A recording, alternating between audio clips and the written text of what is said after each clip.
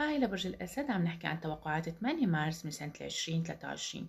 اليوم مولود الأسد نحن متأثرين باكتمال القمر اللي عم بيحصل في برج العذراء اللي عم بيكون في بيت مالك. فبالنسبة لك اليوم في أضواء عم تتسلط على مالك، على مواردك المتجددة.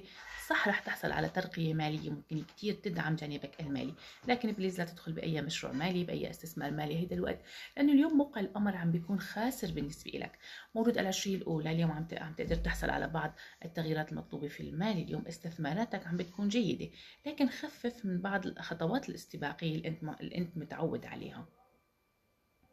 مولود العشرية الثانية بالنسبة لك اليوم في بعض الأخبار ممكن تكون أخبار من بعيد. بكل الأحوال اليوم اكتمال القمر رح يسلط الأضواء بالنسبة لك على المال، على الحب، على العلاقات، على مبادئك، على أفكارك. فحاول انك ما تغير شيء من الاشياء تعودت عليها.